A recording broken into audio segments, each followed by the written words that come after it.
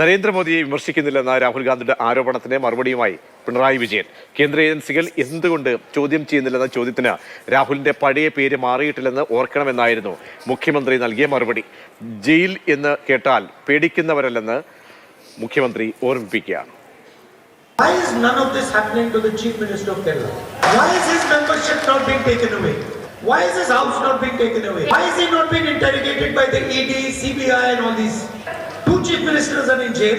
How come none of this is happening to the chief minister? And the second question, I am 24/7 attacking the BJP. And the chief minister of Kerala is 24/7 attacking me. So this is a bit puzzling. Rahul Gandhi, നേരത്തെ നിങ്ങൾക്കൊരു പേരുണ്ട്. ആ രീതിയിൽ തന്നെ അതിൽ നിന്ന് മാറിയിട്ടില്ല എന്നൊരവസ്ഥ ഉണ്ടാക്കരുത് കേട്ടോ.